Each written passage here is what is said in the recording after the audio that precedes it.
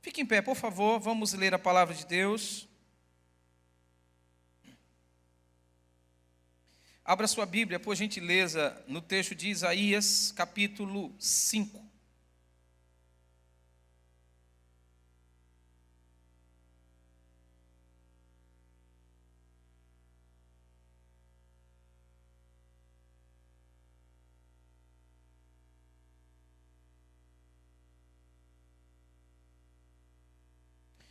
Hoje nós cantamos muitas músicas bonitas aqui, mas eu acho que você vai concordar comigo que a mais bonita foi "Ó quão lindo esse nome é".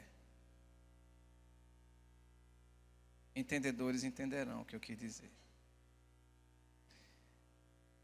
Isaías capítulo 5, nós leremos o verso 1 até o verso 7. Cantarei ao meu amado o cântico do meu querido a respeito da sua vinha. O meu amado teve uma vinha num outeiro fértil. Ele a cavou e a limpou das pedras e a plantou de excelentes vides. Edificou no meio dela uma torre e construiu nela um lagar. E esperava que desse uvas, mas deu uvas bravas. Agora, ó moradores de Jerusalém e homens de Judá, julgarei entre mim e a minha vinha. Que mais se pode fazer à minha vinha que eu não tenha feito? E como, esperando eu que desse uvas, veio a produzir uvas bravas? Agora vos direi o que hei de fazer à minha vinha. Tirarei a sua sebe para que sirva de pasto. Derrubarei a sua parede para que seja pisada. Torná-la-ei em deserto. Não será podada, nem escavada, e sarças e espinheiros crescerão nela. Darei ordem às nuvens para que não derramem chuva sobre ela. A vinha do Senhor dos Exércitos é a casa de Israel, e os homens de Judá são a planta das suas delícias. E esperou que exercessem justiça, mas viu opressão, retidão, mas ouviu clamor. Que Deus nos ajude a entender a sua palavra. Vamos orar juntos? Então repitam comigo aí. Senhor meu Deus, nesta noite, eu vim aqui para também ouvir a tua voz. Tenha misericórdia de mim, Senhor. E fala, não aquilo que eu quero ouvir, mas aquilo que eu preciso ouvir. E me ajude, Senhor, a transformar aquilo que eu ouvir numa proposta de vida, para que assim eu cumpro a tua vontade, hoje e sempre. Em nome de Jesus. Amém. Amém. Podem sentar-se.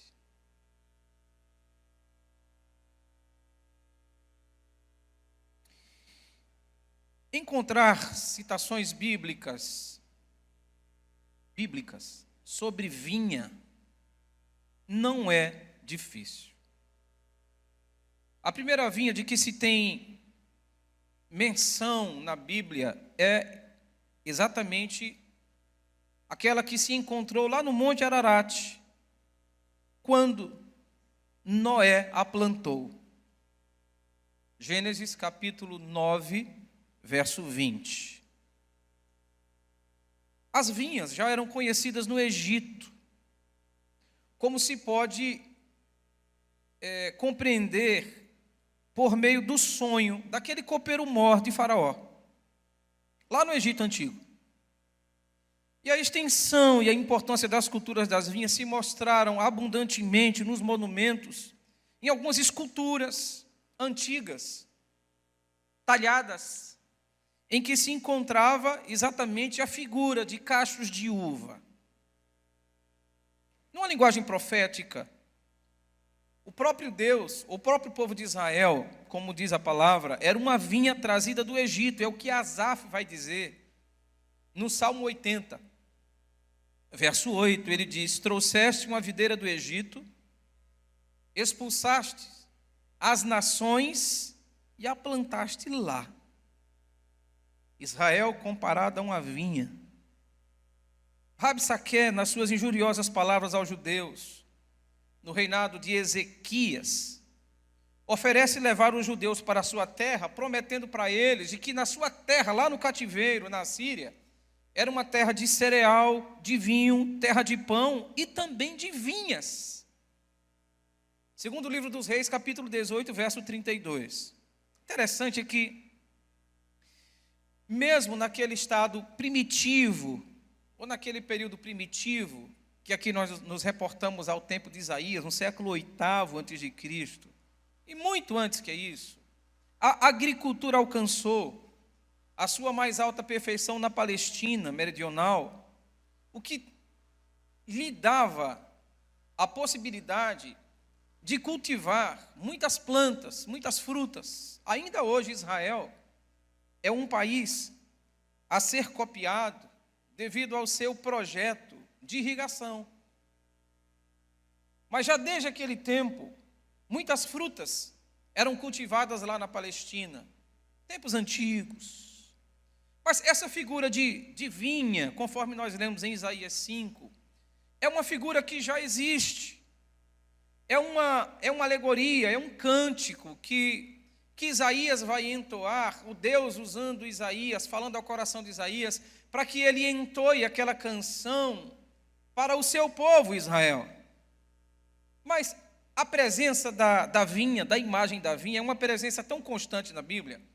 Para você ter uma ideia, no livro de Gênesis, no capítulo 49, versos 11 e 22, as promessas que Isaac vai fazer diz respeito ao fato de que, abre aspas, ele amarrará o seu jumento à vide e o filho da sua jumenta à videira mais excelente, diz ele profetizando acerca de Judá. Mas depois, profetizando acerca de José, ele vai dizer que José é um ramo frutífero junto à fonte, onde os seus galhos se estendem sobre o muro, falando exatamente sobre aquela bênção que de fato abençoaria José e o tornaria próspero. Na palavra de Deus nós ouvimos falar do vale de Escol, que significa nada mais nada menos do que o vale do cacho de uvas. Não esqueçamos que foi exatamente naquela circunstância que Moisés envia os espias, e quando eles chegam exatamente lá, eles encontram, e o que lhes chama a atenção são as vinhas, são os tamanhos de uvas que eles veem lá, e eles dizem que eram frutas gigantes. Números 32, verso 9. Há também na Bíblia o vale de Soreque, cujo nome significa vinha, que ficava lá na terra dos filisteus, conforme Juízes capítulo 14, verso 5. Então, essa imagem de vinha é uma imagem que já existe de forma abundante em toda a Bíblia. Agora, quando a gente começa a estudar sobre a vinha no Antigo Testamento, nós vamos perceber que a alusão que se faz a essa planta em todo o Antigo Testamento é uma alusão muito abundante. Isso não é sem motivo. Que dentre as parábolas que o Senhor Jesus ensinou, 5 das suas parábolas falam sobre vinha. 5. Inclusive, quando o Senhor fala sobre aquela parábola dos lavradores maus, o Senhor Jesus está fazendo uma alusão a Isaías 5, essa mesma parábola ou esse cântico aqui encontrado no Antigo Testamento. Agora, como era o cultivo disso no Antigo Testamento? Daqui a pouco você vai entender porque eu estou falando isso. Os registros apontam de que as vinhas eram, como hoje, cercada de muros toscos ou de uma sebe, uma cerca.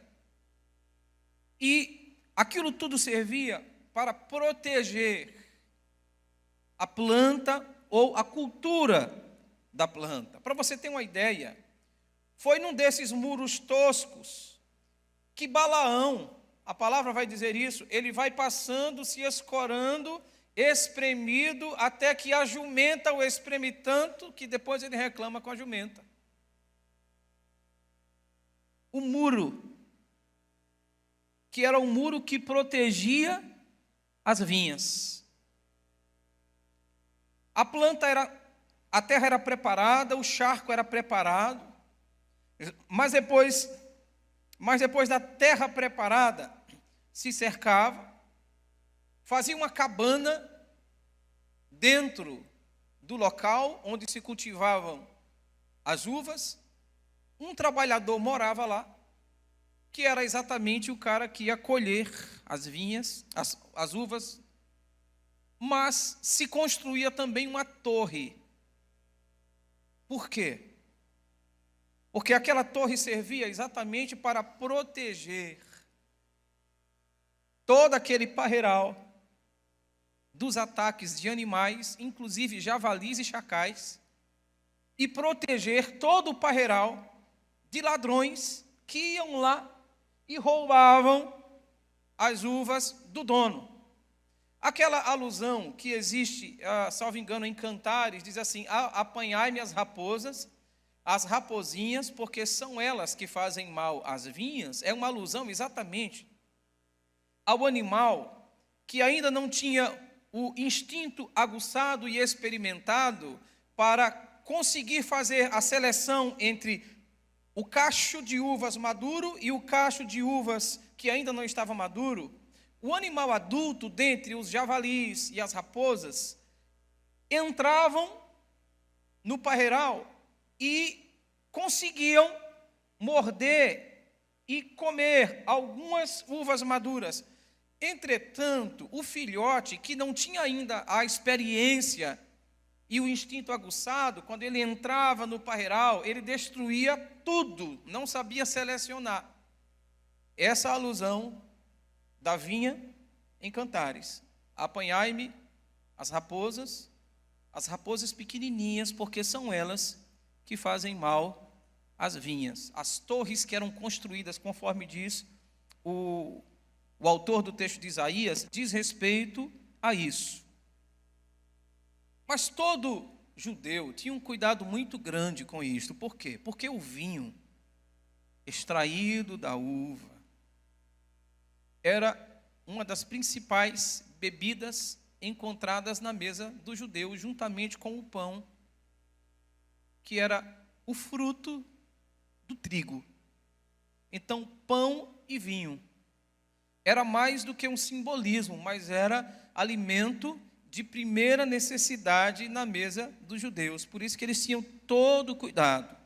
Mas as vinhas, como os campos de trigo, também tinham o seu ano sabático. Diz as Escrituras que de 7 em 7 anos, a terra era colocada em descanso, para que depois de 7 anos, passava um ano descansando, e no ano seguinte a terra recuperada pudesse aí de fato voltar a produzir. Olha como Deus é maravilhoso. Todo esse cuidado e toda essa explicação que eu estou dando, estou apenas fazendo para que você se situe sobre a importância disto. Mas o texto vai dizer o seguinte: cantarei ao meu amado o cântico do meu querido a respeito da sua vinha. É um cântico a respeito da vinha.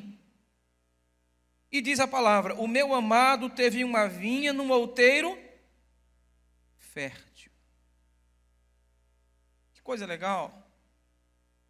Ele escolheu o melhor local para plantar a sua vinha. Diz a palavra que era uma terra fértil. A terra fértil é aquela cujos nutrientes possibilitam, é aquela história, né, em que se plantando, tudo dá.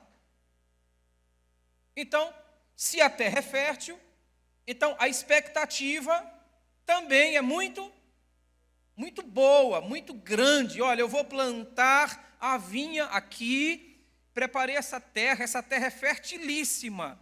O que plantar dá? Então, olha, eu estou plantando aqui essa vinha, porque eu sei, ou estou plantando aqui, enfim, né, esse galho, enfim, estou plantando aqui para que possa enramar, porque eu quero cultivar uvas. A terra era propícia, era fértil. Diz a palavra, então ele a cavou e a limpou de quê? Das pedras. Então ele fez todo o serviço, o dono da vinha.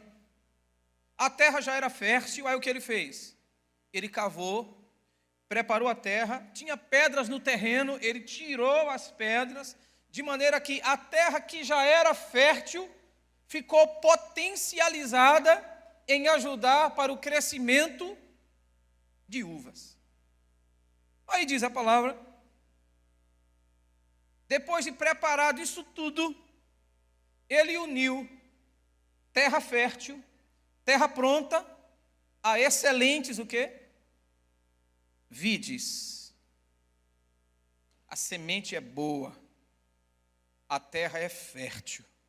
Então, juntando semente boa, ou broto bom, com a terra fértil, qual é o resultado? Vai dar certo. Vai dar tudo certinho. E aí, para que desse realmente tudo certo, o que ele fez? Ele edificou no meio dela tem que botar alguém aqui para proteger.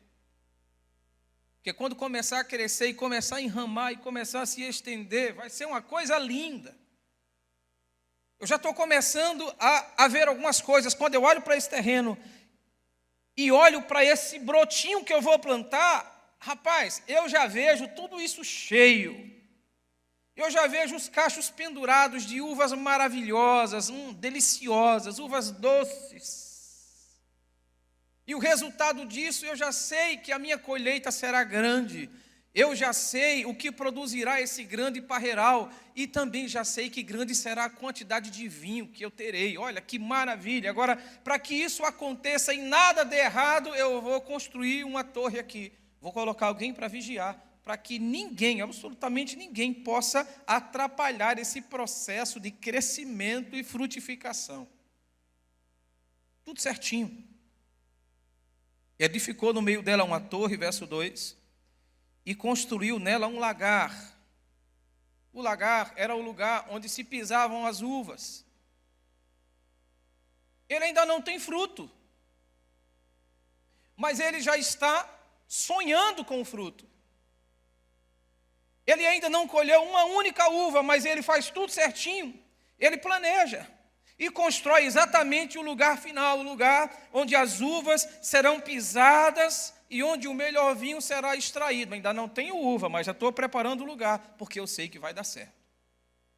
Preparou o lagar, diz a palavra, e esperava que desse uvas, mas de uvas, oh, que coisa terrível.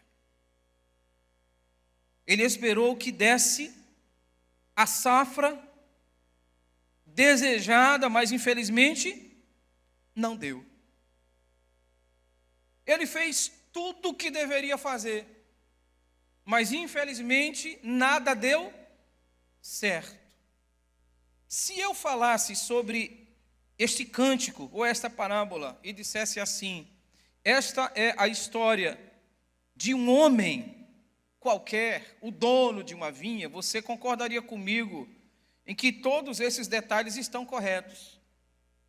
Mas quando eu paro para falar para você que este texto não diz respeito a um homem comum, mas diz respeito a Deus, nós já encontramos alguns problemas aí. O primeiro problema que nós encontramos aí é exatamente assim: como a vinha decepcionou a Deus. Porque o texto vai deixar muito claro, e o Senhor vai dizer que o dono da vinha é o Senhor, e a vinha, a planta, é Israel. Esse é o meu povo. o meu povo me frustrou. Poderíamos pensar assim.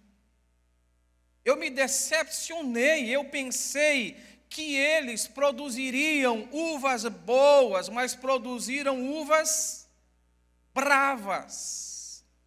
Se eu dissesse que isso aconteceu comigo ou com outra pessoa, a gente iria concordar, é totalmente natural e compreensível, mas de Deus. E Deus se frustra? Será que alguma coisa pode de fato surpreender a Deus, a ponto de Deus dizer assim, puxa vida, eu fui pego de surpresa, eu pensei que ia dar certo aquele negócio, não deu. Será que Deus se frustra? Na verdade, aqui está um exemplo perfeito e muito claro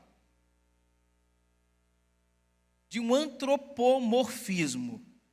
O que é isso? O antropomorfismo é quando se atribui fala, sentimentos e atitudes humanas a Deus. E o autor, escrevendo o livro, e a Bíblia é cheia de antropomorfismos, é quando, para que se possa compreender melhor, nós começamos a atribuir a forma humana a Deus. Por exemplo, Deus, a palavra diz lá em João 4 que Deus é Espírito, mas a palavra vai dizer lá no Antigo Testamento, no livro de Êxodo, de que Moisés viu Deus pelas costas, e Deus tem costa. Diz a palavra que os olhos do Senhor estão sobre todos, Deus é Espírito, Deus tem olho. Eis que a mão do Senhor não está encolhida, nem o seu ouvido, para que não possa ouvir, né? A mão encolhida para que não possa salvar e o ouvido agravado para que não possa ouvir. Deus tem mão, Deus tem ouvido. Quem tem mão e quem tem ouvido é o homem. Mas o próprio Senhor se revela assim, e o homem, quando vai trabalhar com isso, vai dando forma humana a Deus. Isso se chama antropomorfismo. Mas esse também é um caso clássico de um antropopatismo. Isso é quase nome de remédio.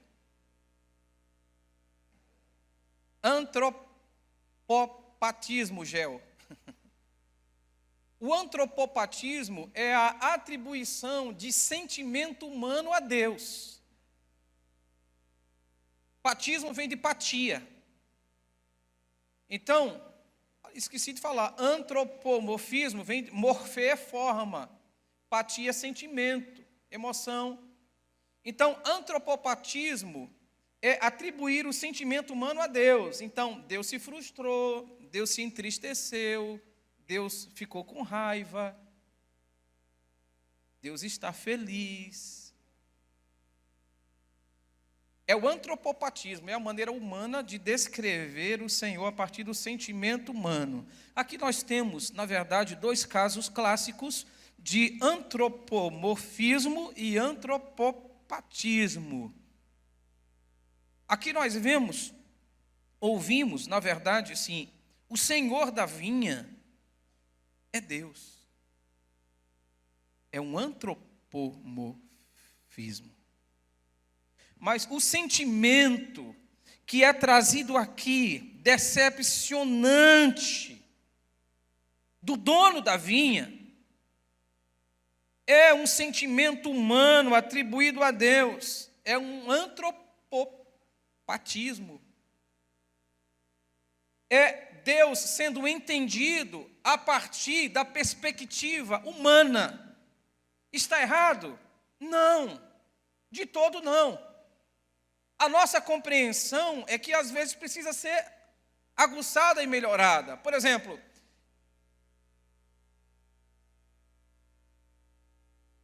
um dos atributos de Deus é a presciência. O que é a presciência? Deus já conhece todas as coisas antes mesmo delas acontecerem.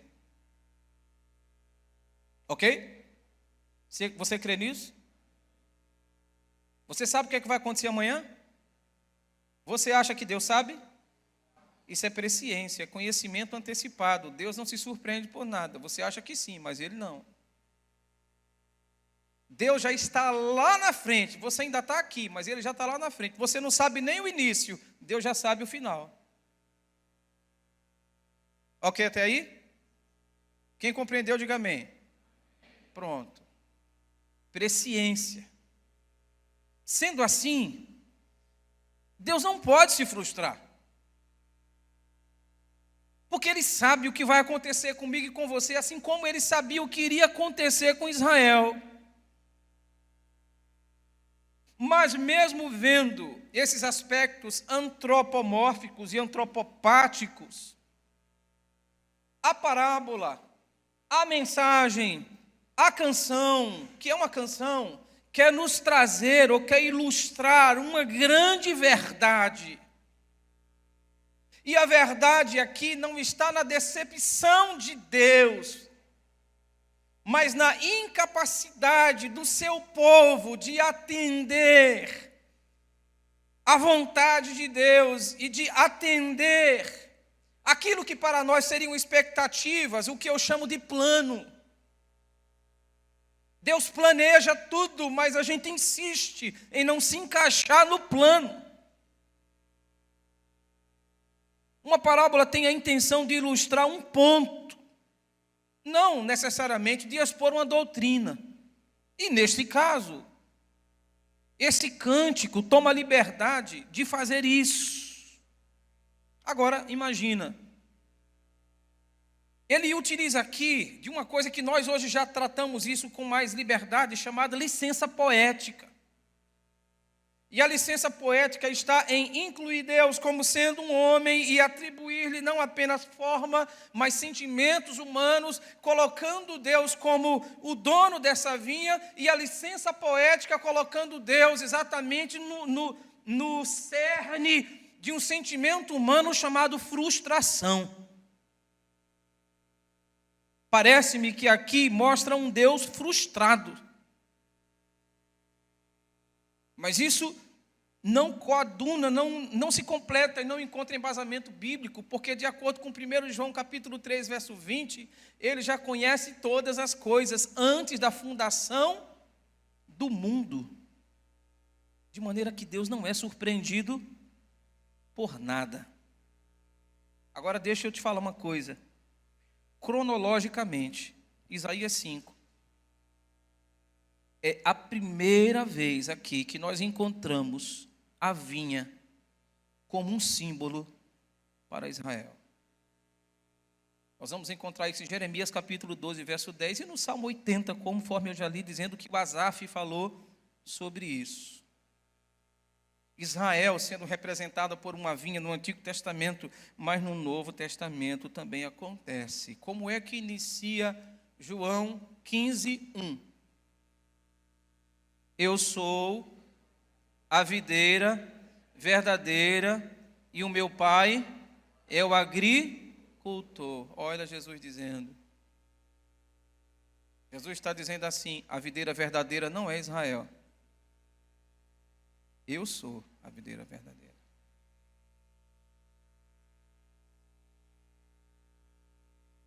Alguns estudiosos chegam a dizer que João 15 está ligado a Isaías 5.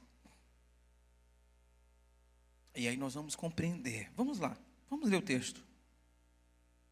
Evangelho de João, capítulo 15. O Senhor Jesus vai dizer assim: todo ramo em mim que não dá fruto, Ele o corta. E todo ramo que produz fruto, Ele poda, para que produza mais fruto ainda. E vós já estáis limpos por causa da palavra que eu vos tenho falado. Permanecei em mim, eu permanecerei em vós. O ramo de si mesmo não pode produzir fruto, se não estiver na videira. Tampouco vós podeis produzir fruto, se vocês não permanecerdes em mim. Verso 5 é uma afirmação do verso 1. Eu sou a videira, vós sois os... De novo, olha aí. Se alguém permanece em mim e eu nele, esse dá muito fruto, porque sem mim nada podeis fazer. Se alguém não permanecer em mim, será lançado fora como ramo e secará. Tais ramos são apanhados, lançados no fogo e se queimam. Se permanecerdes em mim, as minhas palavras permanecerem em vós, pedireis o que quiserdes e vos será feito. Aí no verso 16, não foram vocês que me escolheram, mas eu escolhi vocês e vos designei para que vocês saiam e deis fruto, e o vosso fruto permaneça, a fim de que tudo o que em meu nome pedirdes ao Pai, Ele vos conceda. Isaías 5. Só que em Isaías 5, Israel não quis. Em Isaías 5, Israel recusou. Em João 15, o Senhor está religando agora e chamando os homens, dizendo: olha, a videira não é Israel. Não é mais Israel, a videira sou eu. Se vocês estiverem em mim, vocês vão dar frutos. Agora tem uma observação. Todo ramo que estando em mim e não dá fruto, o que é que acontece? Ele corta. E aquele que dá fruto, ele poda. Para quê? Para que dê mais fruto ainda. Vamos voltar para o texto. Verso 5, capítulo 5, verso 2. Diz a palavra que todos os passos imagináveis, Isaías 5, 2. Todos os passos imagináveis foram tomados para assegurar que haveria uma vinha de primeira classe, com a produção de primeira classe de uvas da mais alta qualidade. É o que diz o verso 2. As pedras, as ervas daninhas, de acordo com Isaías 5, 2, foram removidas a fim de preparar tudo para o plantio. A palavra hebraica para vide, olha que coisa interessante. A palavra hebraica para vide, como a gente lê no português, significa vermelho. Deus preparou tudo de acordo com a palavra. O Senhor colocou muro de proteção, o Senhor protegeu o seu povo. O Senhor plantou o seu povo numa terra que manava leite e mel, nós sabemos disso. Separou os melhores, porque boa parte morreu no deserto, lembram disso? E aí aquela parte que reclamava, que lamentava, que quando não tinha carne reclamava, quando tinha carne reclamava, quando tinha maná reclamava, quando não tinha maná reclamava, reclamou porque a água era amarga, reclamou, todo aquele povo morreu no deserto, durante a peregrinação. E aí, a sua posteridade foi exatamente essa que o Senhor Jesus, que o Senhor Deus plantou exatamente lá na terra que Ele prometeu. E não mais apenas isso. O Senhor fez tudo que era possível, colocou Israel lá, concedeu vitória a Israel. O povo de Deus chegou a ser uma das maiores potências do mundo antigo. Todo mundo tinha medo quando Israel vem lá, vem marchando. O povo de Deus vem aí, o povo de Javé vem aí. O pessoal já dava no pé, porque a vitória era garantida. Era ou não era? Era assim. Tinha uma situação difícil, Israel não tinha nem como vencer. Deus dizia: eu vou na frente. Levantava alguém e vitória ao seu povo. Deus protegia o seu povo. Olha a cerca, a sebe. O Senhor fazia tudo isso por amor a Israel. Israel era protegida pelo Senhor desde que saiu. Eu vou apenas citar do Egito para cá. Desde a saída do Egito, no Êxodo, até exatamente o estabelecimento lá na terra. E ainda alguns anos depois, Deus foi o muro de proteção do seu povo. Deus preparou a terra, plantou as melhores, sachou a terra, tirou as pedras, as ervas daninhas, colocou um muro em volta, fez uma torre no meio do povo de Israel. E quem era o vigia de Israel? Quem era o vigia de Israel? Quem era o guarda de Israel? O próprio Deus. Era Ele. O guarda de Israel, era Ele que protegia Israel. Era Ele que, de acordo com o salmista, não dorme, nem tosqueneja. O guarda de... Olha o que ele diz acerca de si mesmo. Ele diz, olha, eu cumpri minha parte. Eu fiz o que era para fazer. Eu fiz tudo certinho. Eu não errei num só momento. Agora, tudo isso por quê? Porque eu esperava que o meu povo fosse fiel. Mas Israel não era fiel. E aí, quando a gente chega, eu vou dar um pulinho aqui. Quando a gente lê a partir do verso 7, nós vamos encontrar, até o 23, nós vamos encontrar qual era o problema. Isaías, capítulo 5, nós leremos do verso 8 em diante. Olha o problema aí. Porque Israel não deu certo. Porque a vinha não deu certo. Ai dos que ajuntam, casa a casa, e reúnem herdade e herdade, até que não haja mais lugar, e fiquem como únicos moradores no reino de Israel. A ganância. Juntavam herdade a herdade, de maneira que pouco importava quem não tivesse. A ganância se tornou um grande tropeço no meio do povo de Israel. O primeiro ai é dito aí. E ai é um sentimento de lamento. A ganância corroeu o coração do meu povo. Verso 9. A meus ouvidos disse o Senhor dos Exércitos, em verdade, que muitas casas ficarão desertas e até as grandes, excelentes, sem moradores. Mas vamos para o verso 11, segundo ai. Leiam aí.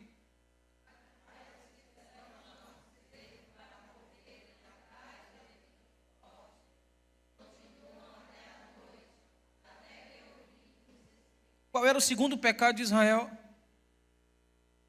Fizeram frívolos divertimentos, se viciaram. A bebida alcoólica se tornou um problema. Diz a palavra, ai dos que se levantam cedo de manhã para correr atrás de bebida, que continuam até alta noite, até que o vinho os esquente. O pessoal se perdeu. Não tinha nada de saidinha para uma bebida social, não tinha nada de bebida social aqui. Mas que nem um amigo meu, ele dizia assim, que ele acordava para beber e dormia para... Era um trocadilhozinho que ele usava, ele bebia demais. Oi?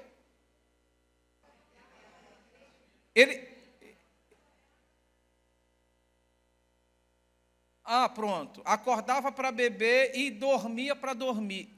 E bebia para dormir, desculpe. É que eu não sou disso, está entendendo? Entendeu? Gente assim... Israel se perdeu nos vícios. Israel não mais orava de manhã. O povo não se acordava para orar. O povo não se acordava para buscar a Deus, mas o povo começava o dia com bebidas, com bebedeiras e com tantas outras coisas. Terminava o dia com bebedeira, com música, ignorava Deus, ignorava o Senhor, os seus santos propósitos, ignorava inclusive o seu castigo, o que Deus achava daquilo tudo. Ai dos que se levantam cedo, diz a palavra. Isso vai acontecer. Diz a palavra que harpas e liras, tamborins e flautas e vinho há nos seus banquetes, ainda a mesma coisa, mas eles não olham para a obra do Senhor. Deixa a Bíblia aberta aí, minha gente. Nem consideram as obras das suas mãos. Israel se perdeu. Olha o que diz o verso 13. Portanto, o meu povo será levado cativo por falta de entendimento. Os seus nobres serão fome e a sua multidão se secará de sede. E vocês acham que eles se importavam com esse juízo? Não se importavam. Eu vou beber até cair, não é isso que diz aquela música, né?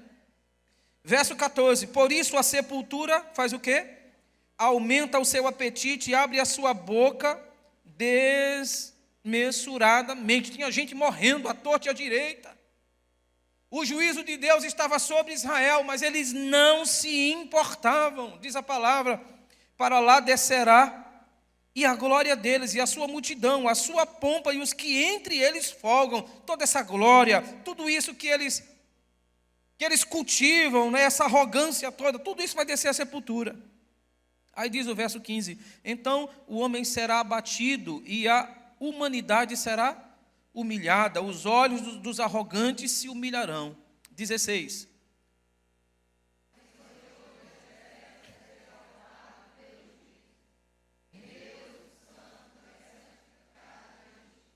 Então os cordeiros pastarão, como em pastos seus, e entre as ruínas dos ricos se apacentarão os carneiros. Olha o terceiro pecado aqui. Ai dos que puxam pela iniquidade com cordas de vaidade, e pelo pecado como se fosse com tirantes de carros. Meus irmãos, havia uma queda no padrão de moralidade entre o povo de Israel. O que era moral e imoral não tinha diferença nenhuma, ia tudo no mesmo saco, no mesmo balaio. Ninguém queria saber se Deus aprovava ou desaprovava. A gente faz o que dá na telha. Pouco importa o que vai acontecer. Havia um materialismo cínico. Diz a palavra no verso 18. Ai dos que puxam pela... Você sabe o que significa? Ai dos que puxam pela iniquidade. Ele está se referindo aqui àqueles carros em que eles puxavam seus ídolos. A iniquidade. O povo tinha se voltado para os outros deuses. E diz a palavra, eles fazem isso com cordas de vaidade pelo pecado, como se fossem como tirantes de carro. Andavam em procissão festiva. Os apóstatas arrastavam o ídolo de si, afastavam ou andavam arrastando o ídolo da sua iniquidade e afrontavam o próprio Deus e não se importava. Afrontavam o santo de Israel como se este fosse incapaz, como se Deus fosse incapaz de intervir na história humana para exercer a sua soberania sobre eles. Eles duvidavam que realmente ia lhes acontecer alguma coisa. Verso 20. Ai dos que chamam mal bem, e ao bem que fazem da escuridade luz, e a luz da escuridade, que põem o amargo por doce, e o doce por amargo. Inverteu-se o padrão de moralidade. Porque naquele tempo eles proclamavam a depravação de caráter como uma força tão viril. E a impureza e a licenciosidade era um traço louvável no caráter deles. O povo se tornou tão imoral, mas tão imoral, tão vil, tão baixo, que errado era ser correto. E o correto era ser errado. Inverteram-se, não havia mais princípio, nem valor. O que era reprovado por Deus era agora considerado uma coisa boa. E o que Deus dizia que era do bem para se fazer, eles achavam ruim, era o mal. Tem alguma semelhança com hoje?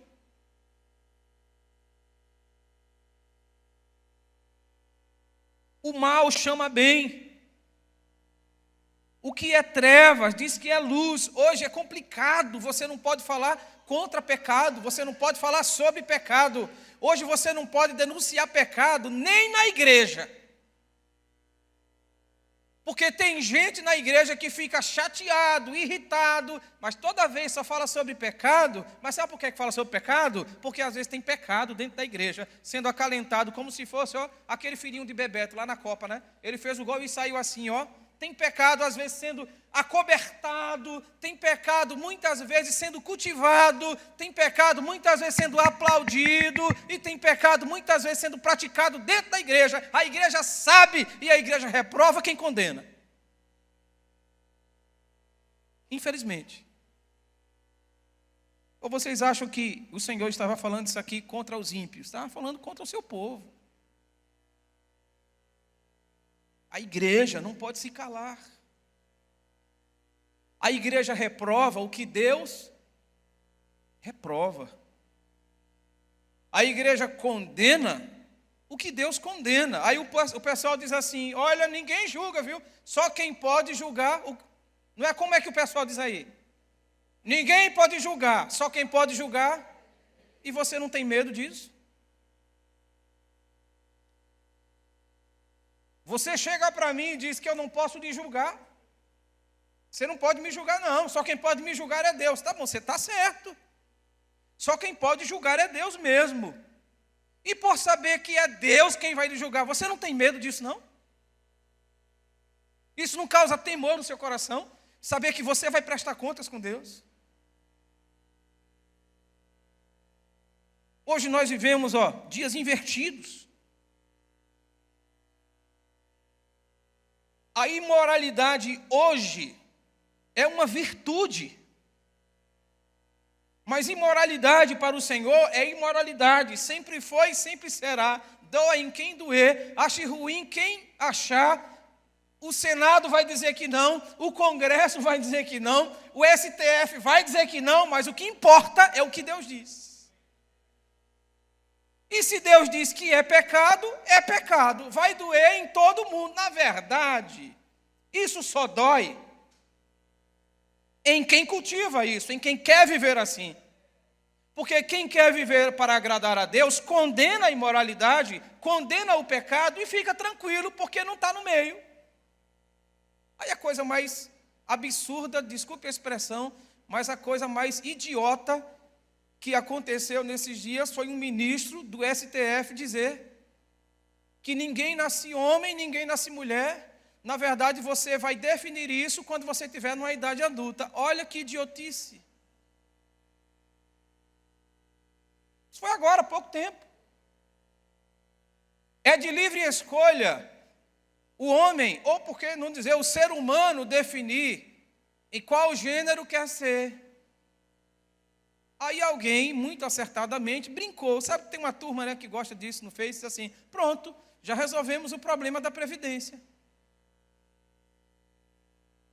Porque de acordo com a reforma a proposta, né, da reforma da nova Previdência, né, as mulheres se aposentam mais cedo. Aí alguém disse assim, pronto, resolveu o problema. Até os 60 a gente é homem.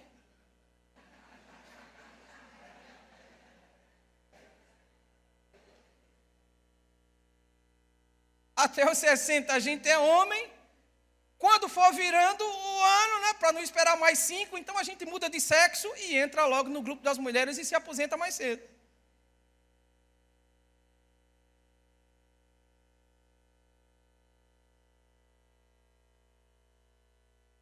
Vocês gostam, né?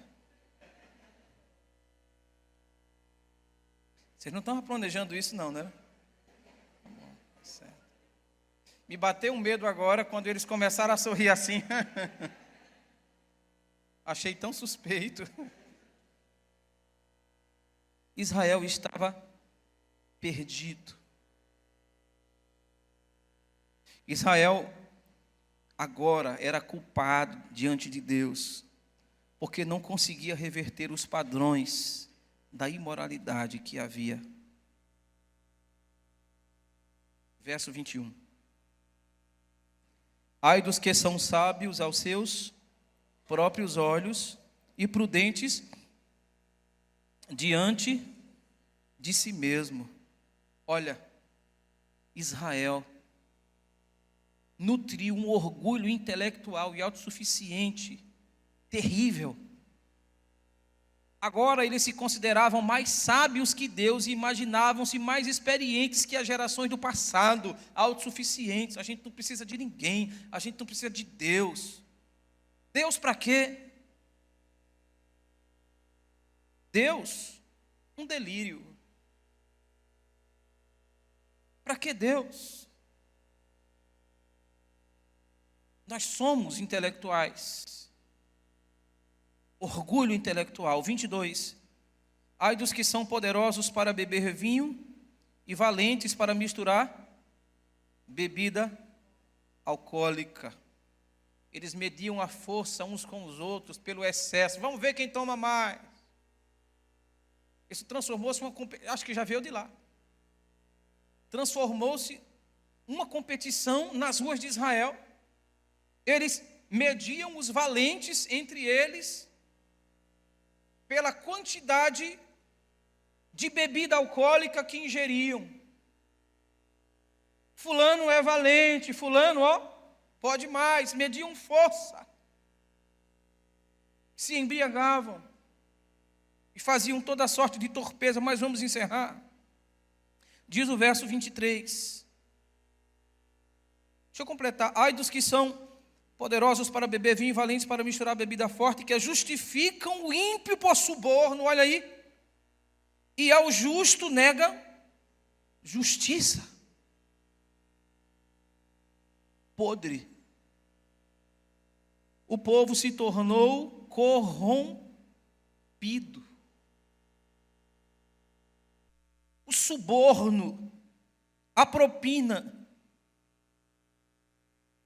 a mala de dinheiro, as corridinhas com a mala saindo do aeroporto, tinha tudo isso lá em Israel. Tudo isso. Mais de 50 milhões lá na caixa, nas malas, já tinha lá no apartamento lá em Israel. Rapaz. Sítios, a culpa é dele. Triplex. Isso não é nada para o que acontecia lá. O suborno aos juízes e aos príncipes para que eles pervertessem o direito e alterassem a sentença já acontecia lá. E tudo isso é denunciado pelo Senhor. Eles vendiam a integridade por dinheiro, por prata. E quando exerciam cargos públicos, olha o que aconteciam: roubavam do pobre inocente os seus direitos legais nos tribunais, tiravam do pobre para si mesmo, roubavam.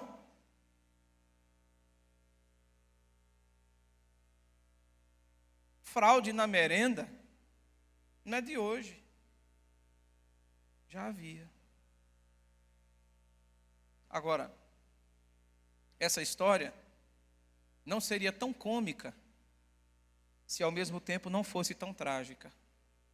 Porque esta história, todo esse contexto do capítulo 5 vai falar exatamente sobre a deterioração e, em termos antropopáticos, a decepção de Deus com seu povo. Segura aí.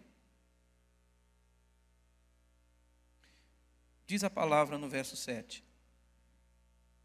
5, 7. A vinha do Senhor dos Exércitos é a casa de Israel. E os homens de Judá são a planta das suas... Olha como Deus amava aquele povo. Mas o texto continua. Ele esperou que exercessem justiça ou juízo, mas ele viu o quê? Opressão. O seu povo, que servia a um Deus justo, ao Deus da justiça, era injusto. O seu povo, que deveria lutar pela justiça, era quem praticava a injustiça. O seu povo, que deveria lutar pelas coisas corretas, era quem defendia o incorreto. Agora, veja como termina. Ele esperou que exercessem retidão, mas ouviu clamor. Eu fui estudar sobre isso aqui. Ouvi o clamor. Como assim? Sabe o que é que o Senhor está dizendo aqui? Que esperava que o seu povo, Israel, exercesse retidão, mas não tinha retidão. O povo clamava nas ruas pela retidão. O pobre clamava por retidão. Aqueles que eram as suas vítimas andavam gritando pelas ruas, chorando pelas ruas. E enquanto isso, o povo, que deveria ser as delícias do Senhor, transformou-se na vergonha do Senhor. Com isso, nós podemos aprender extrair algumas lições. Primeira delas, que relação existe entre Israel e nós hoje? Primeira lição. Assim como Deus fez com Israel, Deus também fez com você.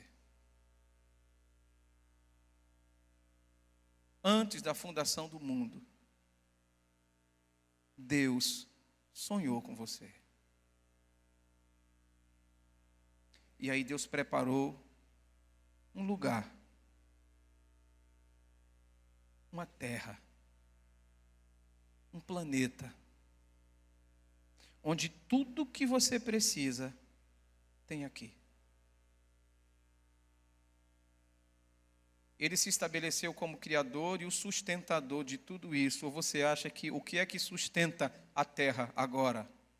O que é que sustenta e que se estabelece como lei de gravidade? Quem é que governa as leis da física, inclusive a gravidade? Ela por si só? Então Deus criou um plano. E no plano dele, você estava incluído. Ele sonhou com você. Então ele planeja tudo antes da fundação do mundo. Ou você acha que você nasceu de um acidente?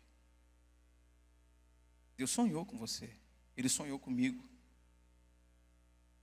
Assim como ele preparou o Cordeiro Imaculado antes da fundação, ele também preparou a mim e a você. Então ele preparou a terra, tirou todos os empecilhos e ele planejou o dia do seu nascimento. Aí Deus fez você nascer. Deus planejou a equipe médica. Deus escolheu seu pai e sua mãe, ou você acha que foi você que escolheu? Deus escolheu a família onde você ia nascer. Deus escolheu seus irmãos. Deus escolheu tudo. E aí ele veio e plantou você aqui. E quando Deus plantou você aqui, Deus disse assim: vai dar certo. Porque quando Deus plantou você, Deus plantou a melhor pessoa que ele viu. Dentre aqueles milhões de concorrentes que você teve, seus concorrentes da primeira faculdade, ou na verdade, o primeiro grande vestibular, né? Da vida, Deus selecionou daquela turma toda que estava competindo com você para chegar lá no óvulo e fecundar. Deus disse assim: não, vai ser esse. Na visão de Deus, era o melhor. Está lá que você não é lá essas coisas todas, não, mas para Deus é. E aí Deus fez você nascer, escolheu você, fez você nascer, estabeleceu um plano. Você acha que ele começou a contar com você depois que você nasceu? Já fez antes. E aí ele planejou você, você cresceu. Para você foi uma vida sofrida, para muita gente uma vida terrível. Mas você queria o quê? Mas a verdade é que desde lá Deus está mantendo você vivo. A verdade é que mesmo aos trancos e barrancos, você não pode negar de que Deus está cuidando de você até hoje. Se você tem dúvida, tente morrer amanhã. Se não for da vontade de Deus, você não vai morrer. Você vai tentar o que for. Ninguém vai fazer essa besteira. Mas o próprio Senhor nos disse que Ele cuida tanto da gente, tem tanta ciência de quem somos, de que até o cabelo das nossas cabeças estão contados. Em alguns casos é mais fácil.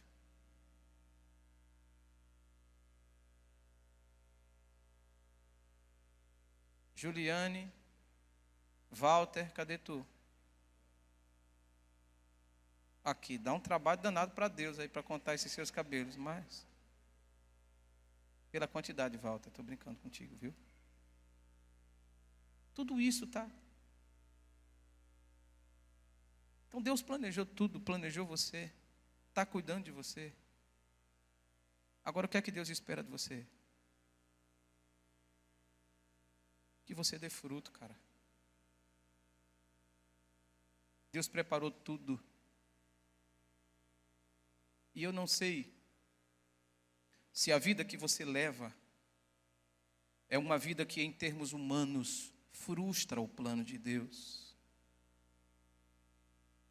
Eu não sei se a vida que você leva é uma vida que Deus olha assim para você e diz assim: puxa vida, eu esperei que desse uvas boas, uvas doces, eu esperei que ele frutificasse, eu esperei que ele crescesse, eu plantei, eu fiz tudo. A pergunta, minha gente, a pergunta mais crucial para mim, neste texto, está exatamente no verso 4, olha o que Deus diz: o que mais se podia fazer a minha vinha que eu não tenha feito? O que mais eu podia fazer? O que era que o meu povo esperava mais de mim? Em que eu falhei? É como se Deus estivesse dizendo isso. Em que eu falhei? Porque o que tinha de ser feito, eu fiz. Mas por que não deu certo? E como eu, esperando que desse uvas boas, veio produzir uvas bravas. Mas para mim, o mais chocante e o mais, tocante no meu coração é Deus chegando, na linguagem poética, a esse ponto de dizer assim, perguntar para si: onde eu errei, porque não deu certo? Já imaginou Deus dizendo isso a seu respeito? Já imaginou o que é Deus perguntando assim: onde foi que eu falhei com Jardeline? Porque Jardeline não consegue ser aquilo que eu planejei para ela. Onde eu errei com Flávio? Onde foi que eu errei? Ele é flamenguista, ó Senhor. Nem vou mexer com você, irmão Luzeni. Não adianta nem sorrir, ficar tentando me atrair. Eu não vou cair nessa armadilha.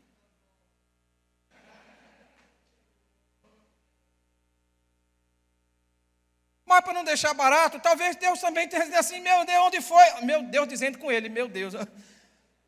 Deus dizendo: onde foi que eu errei com o Luzeni? Tanto time para torcer, ele vai torcer logo pelo Atlético. Eu estava esperando. Mas voltando a falar sério aqui, você está entendendo? O que Deus diz a seu respeito? Se esse cântico e essa licença poética fosse para você, o que Deus tem a dizer de você? Será que Deus se frustraria com você?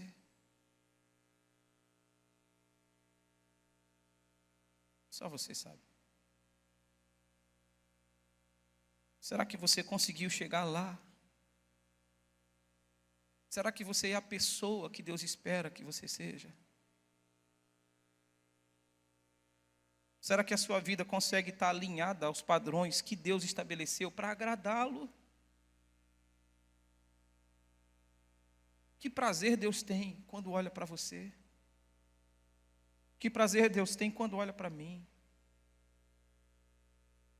Que prazer Deus tem quando, me conhecendo na intimidade, Ele conhecendo o meu coração, que perguntas suscita em Deus. Será que Deus pode dizer: eis ali o meu servo? Ele diz: em que eu errei? Há mais alguma coisa que eu precise fazer? Será que Deus está falhando com você? Será que Deus está falando conosco para que a gente seja exatamente aquilo que desagrada a Deus? Será que nós somos uma frustração de Deus? A minha vida é uma frustração para Deus, uma vergonha para o Senhor, uma vergonha para a sua igreja, uma vergonha para o Evangelho? Ou a minha vida é uma vida digna, que dignifica o Evangelho, que dignifica a fé cristã? O que é que Deus diz a nosso respeito? Somos, assim como Israel, uma videira decepcionante.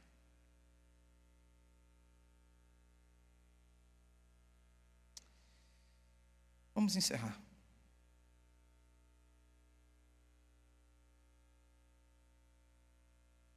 Nós temos um hino para cantar. Eu não vou cantar esse hino, não. Tal qual estou, eis-me, Senhor, pois o seu sangue remidou, verteste pelo pecador, ó Salvador, eu venho a ti. Eu só queria convidar você para orar. Podemos orar? Sabe o que é que eu acho interessante? Tem muita gente que diz assim: eu vou sair da igreja, estou frustrado com a igreja. Tem gente que diz assim: eu não vou para aquela igreja, não vou ser crente porque na igreja só tem hipócrita. É interessante isso. Porque as pessoas usam esse argumento para não vir para a igreja, mas vive num mundo cheio de hipocrisia. Vive num mundo cheio de traição. Vive num mundo cheio de decepção e não sai do mundo. Mas usa esse argumento para não fazer parte da família de Deus. Se você diz que não vem para a igreja, que não aceita Jesus, porque na igreja só tem hipócrita e você não pode conviver assim, então você tem que sair do mundo, porque lá é que tem. Então o seu problema não é esse. Vamos orar. Você pode orar agora? Talvez você não saiba nem orar, mas não tem problema.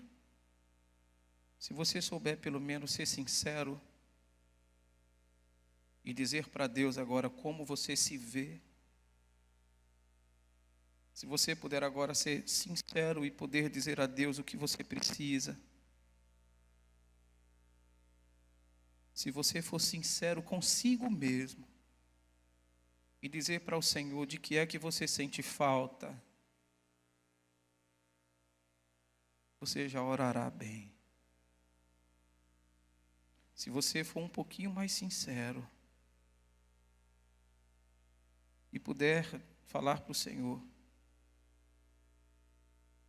reconhecer que você não é aquilo que Deus desejava que você fosse, ou que você seja, você já começa bem. Se você for honesto para reconhecer de que Deus está investindo tanto em você e você não está fazendo nada em relação a Deus e que está fora do plano de Deus, você já está orando bem.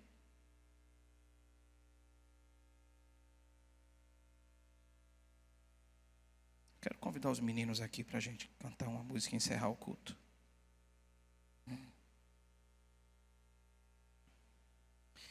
Se você de repente se encontrar num lugar em que você não gostaria de estar, se você de repente se encontrar numa situação que é a situação que você não gostaria de viver, ou se de repente você chega à conclusão de que a sua vida precisa mudar, Então você pode dizer: vem, Senhor, e me resgate. Senhor, me tira daqui. Me tira com a tua mão, Senhor. Me leva para o centro da tua vontade. Esta canção que nós vamos cantar diz: vem, Senhor, e me resgata todos os dias, só para te adorar. Quero ser teu bom perfume, quero ser a primeira essência, quero ser o teu jardim particular, o lugar onde o Senhor vai pela viração da tarde e nós temos comunhão.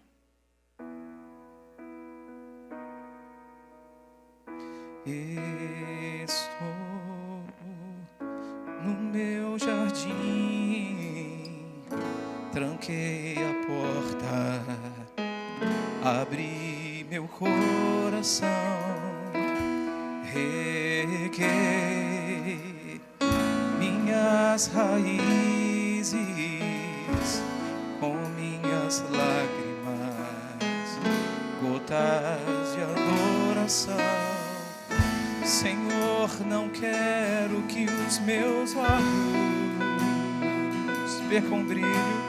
percam o brilho do primeiro amor por ti. Não quero que em mim se perca o desejo de te adorar.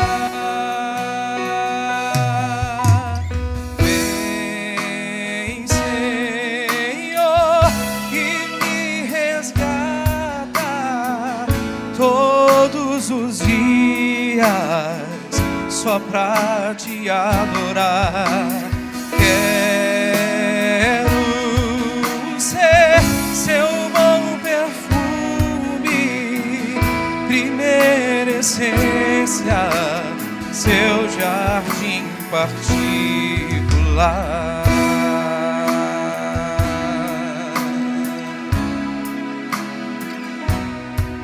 Ser jardim de Deus, plano de Deus, vaso de Deus. Estou no meu jardim, abri meu coração.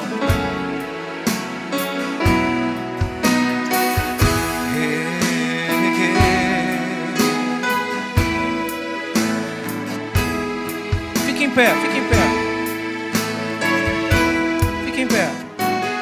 Gotas. Não quero, Senhor, não quero que os meus olhos percam o brilho do primeiro amor por ti. Não quero que em mim se perca desejo de te adorar. Vem, Senhor, me resgata todos os dias.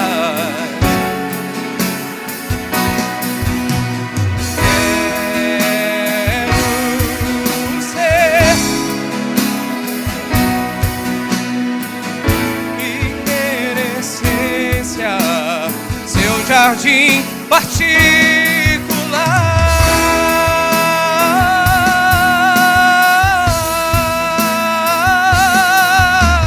Te adoro.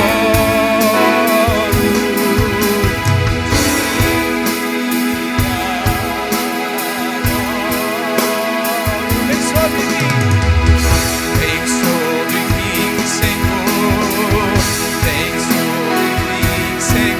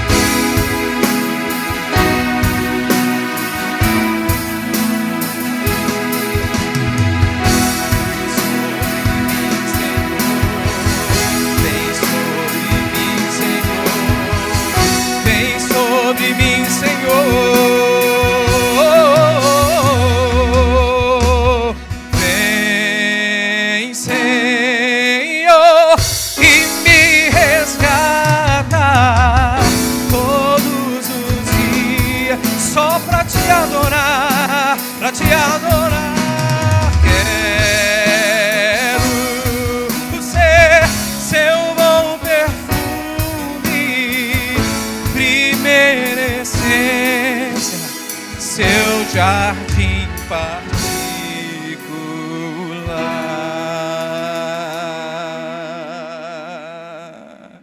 Aplauda o Senhor.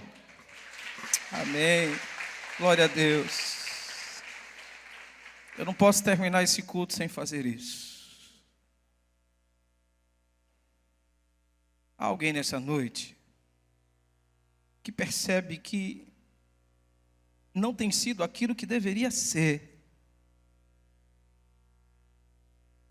E por não conseguir ser o que deveria ser, está andando distante de Deus. Mas veja, Deus não criou você para isso. Deus criou você para dar certo. Diga, Deus me criou para dar certo. Está fraco. Diga, Deus me criou para dar certo. Isso, Deus criou você para dar certo. Foi por isso que Ele escolheu você. Mas se de repente você perceber que, não estou dando certo porque eu estou fora do caminho de Deus. Mas eu sei que Deus já fez tudo por mim e eu quero nesta noite tomar uma decisão. Eu quero dar certo, mas eu quero dar certo com Deus. Eu quero dar certo, mas eu quero Deus na minha vida para dar certo com Deus. Eu quero dar certo porque eu vou servir a Deus. Não há mais nada que Deus possa fazer por você que Ele não já tenha feito. Você está perdido no pecado. O Senhor já deu um Salvador. Ele se chama Jesus de Nazaré. Você está perdido no pecado. Ele quer salvar você. Ele mandou Jesus para salvar você. Não há mais nada que Ele faça por você. Agora é você. Alguém que nessa noite deseja orar comigo? Se onde você estiver, você desejar orar comigo, eu quero que você repita essa oração onde você estiver. Só quem desejar orar comigo, diga assim: Senhor meu Deus, eu sei que o Senhor me criou para que eu desse certo. Mas eu reconheço que eu estou vivendo uma vida diferente daquela que o Senhor deseja para mim. Senhor, diga assim: me resgate. Vem aqui, Senhor, e me tire de onde eu estou, porque eu não tenho força. Mas o Senhor tem força para me tirar. O Senhor tem força para me resgatar. O Senhor tem o poder para transformar a minha vida. O Senhor tem o poder para transformar a minha história. O Senhor tem o poder para me fazer uma nova criatura hoje. Então diga: Senhor, transforma a minha vida agora. Diga: Senhor, eu me arrependo desta vida que eu tenho vivido. E agora eu faço um propósito, Senhor, de que eu quero viver uma vida para agradar o Senhor. Diga: eu abro o meu coração para entregar a minha vida para Jesus. Há alguém aqui que nessa noite orou assim comigo? Há alguém que nessa noite orou assim e deseja entregar a sua vida a Jesus? Eu quero orar por você. Se houver alguém aqui entre nós, eu queria somente que você fizesse um sinal para mim, levantasse o seu braço e dissesse: pastor, eu estou orando agora, pedindo para que o Senhor mude a minha vida e transforme a minha história. Há alguém entre nós que orou assim? Se houver alguém aqui entre nós, tenha vergonha não, pode levantar o braço que eu quero orar por você. Há alguém entre nós que deseja entregar a sua vida a Jesus?